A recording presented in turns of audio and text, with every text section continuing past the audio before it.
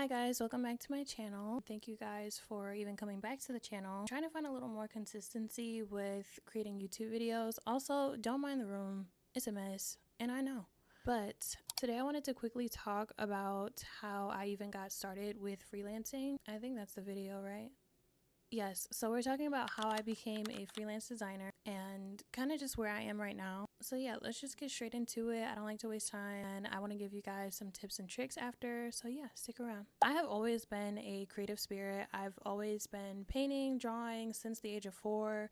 I was one of those kids in class where like I was just excelling through artwork. I loved doing like pencil portraits and working with charcoal, paintings, watercolor, acrylic, gouache paint. I already had an entrepreneurial mindset at a very young age because a lot of people really appreciated my artwork, and so people were buying from me and I would just sell, pieces here and there to make money, to like get money from the ice cream trucks and things that I wanted. And so that's how I was making money as a young child, and so doing that kind of introduced me to entrepreneurship. I actually didn't take my very first design course until my senior year of high school. At that point, I'm ready to graduate. I'm ready to get out of here. And so I took a design class and we really only worked in Photoshop. It wasn't anything crazy where we're working in like Illustrator. We're already introduced to vectors and things like that. Like, no, it was literally just an introductory course. So we got to play in Photoshop and just literally just played in Photoshop and just messed around with tools. We would have little prompts here and there, and then we would do those prompts and turn them in. It was just a very like free flowing class, and I really enjoyed that. In the back of my mind, I'm like, okay, maybe I will touch base with design again, like later on in life. Like, I don't know. Little did I know. Fast forward, first year of college, I actually went to college for psychology because I wanted to get into like art therapy, creative therapy. But yeah, I took psychology courses for about like 1.5 years. After that, I was just like losing my mind. Like, I was just like, this is fun, but this is not for me. I have always been creative. I need to go back to those roots. Let me explore those roots. I think in the back of my mind, I was a little afraid of the stereotypes. People were saying like, artists don't make money. Artists don't make money. Creatives don't make money. And like, I'm just like, how am I supposed to make a future for myself if that's a thing? But I had to kind of overcome that, and also overcoming imposter syndrome as well. And I was like, you know what? Let's do design. I really enjoyed design. Let's see what we can do with that. The way that the design program worked at my university, you had to take there was a couple like required courses, and then you had to apply to a program, and it's not guaranteed that you even get into that program. Students have to apply, and they take about like 20 students per year, I would say. And if you get in, you get in. If you don't, you don't. You are just stuck there longer. And then also, once you do get into the program, there is a 3-year requirement, I believe. 2 years taking the required courses to get in, and then an additional 3 years. 3 years. Got into the program, and I just remember taking like my first introductory graphic design class aside from high school, but like this was in college. We were just doing like, again, small prompts, playing with print. As I got into the program, the courses got a little more niche, like brand identity design, web design 2, learning coding and multimedia, and then also having to take fine art classes as well with the major, because that was required as well. So I was also doing like screen printing. I was taking painting classes. I was taking ceramics. So I was just having a blast, you guys. Like, I was like, this is me. Like, this is who I grew up as. Like, this is all like the creative cycle that I've been looking for, and I get to execute that. But in the back of my mind still, you guys, I was just like, how am I going to make money? How am I going to do this? Because the stereotype is creatives don't make money, but I'm having so much fun. So throughout this time, I was fighting a lot of imposter syndrome, which made things a little more difficult to navigate, especially because once I got in the program, I did have an extremely toxic professor. It was a mental game at that point. It's just like, do I stick to who I am, or do I just like buckle and like not stand on business? And like, I'm glad I followed through. I ended up graduating with my BFA in graphic design.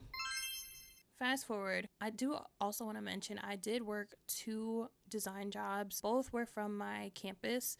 One was more print focused, and then the other one was more like more sales and ads and making ads for businesses, but also editorial because I was working on like the university newspaper, things like that. So I kind of just dibble dabbled in experience there on top of doing my courses. I was a busy girl, okay? I was a busy girl. So I created my own path and I was dealing with imposter syndrome by time I graduated and decided to pursue a freelance business.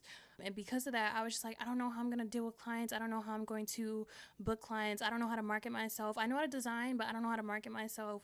What am I going to do? On this additional course, I took that course. And I want to say it was about 4 months long. I had learned so much stuff, you guys. Like, it was life-changing stuff. It had already took me from 0 to not 100, but like 0 to like 75. Like, I had felt like it made me feel like, wow, like I felt empowered, and that imposter syndrome kind of just disappeared over time. I was like, I know I need to do this. I know I need to do that. I know I need to make my offers offer this and like adjust my prices to look like that. If this is a premium service, I need to have premium prices, right? You get what I'm putting down. Having contracts on board and also templates that make the process easier. Just having that efficiency with how fast I was able to design already was like amazing. I did find some success in my business, especially for my first year. I'm currently on my 3rd year. This year, 2026 in November, will be year number 4, which is so crazy. I recently also took another course that taught me how to do more sales through content specifically. So just creating funnels, systems that kind of do the work for me, and also just having stronger language on clarity, I would say, with my offers and what I do. If you go to my website, you can see exactly what I do and like not be confused, right? You can go to my Instagram and see exactly what I do. I'm still always constantly learning, even though I am a professional and like I have this expertise in brand identity, brand strategy, cult building, world building, and all the things, right? Any type of skill that you are learning, approach it as a beginner. Step into a space as if you don't know anything. You're going to hear things that you know already on repeat all the time, but there's going to be that one thing that you pick up and it changes your chemistry. For me, like when I was just starting out, I only started off in brand identity because all I knew was how to design. And then as I got more into how to market myself, I was like, okay, what is this? This is a strategy. We're making a strategy for myself. So I'm like, okay, well, how can I make that strategy for my clients and add that to my offer and charge even more for them so that they're able to convert to sales and like also have this beautiful brand identity that kind of go hand in hand with each other. Well, let's take it a step further. And how can we integrate brand strategy into lifestyle and world building? Let's look into cult building. And that's when I studied cult building for about a year and integrated that into my whole new brand identity, brand relaunch, whatever. Well, everything just kind of spills over, you know what I'm saying? I got into Shopify. Like I just started e-commerce websites, whereas before, like I didn't know a thing. Well, I didn't know how to design websites, but they were just very like, they just look like PDF documents. Because I work in fashion, beauty, lifestyle, that industry, those type of clients are going to need e-commerce websites. So I'm just like, okay, well, I kind of need to branch into e-commerce websites because that's what caters to them, right? And if I'm going to fulfill that industry, I need to, again, continue to learn as if I'm a beginner. My biggest advice on starting out with freelance design: do not fret about having the perfect portfolio. And you need to make a portfolio that reflects your dream clients, right? If you want to work in the sports industry, you need to make projects that reflect that. And it does not matter if you do not have those clients yet. Once you make projects for fun, right? For fun, these are going to be your passion projects.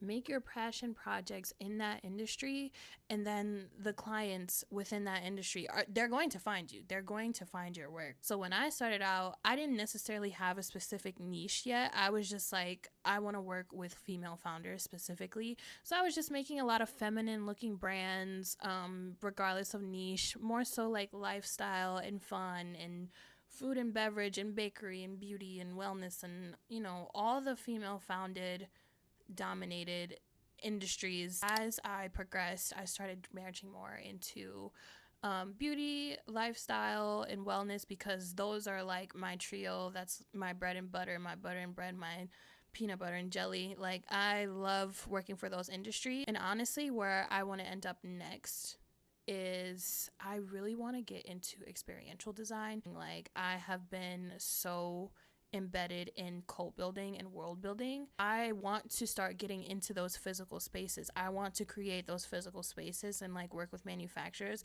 And you guys, I have no idea how I'm gonna do that. I'm gonna figure it out because I'm insane enough. I just want to start branching more into those physical spaces and things like that. So we'll see how that goes. But yes, if there's any more tips and tricks you guys want to know starting off as freelance designers, how you want to get started as your own business, please feel free to leave comments. I will absolutely be honored to answer you guys. You can ask me more personalized questions, what I would do in certain situations, or just tips and tricks that you need to hear right now in this moment to give you that push to get started. Ask me, you can contact me, you can email me, whatever the case may be. Just reach out, because I want to see more creatives in this space, especially people of color, because we are, especially women as a whole, we are so creative. Like, we really run this world. Like, come on. I appreciate you guys sticking around for this video. If you guys want to see a more specific video for the future, let me know, because I'm kind of just winging this YouTube thing right now. But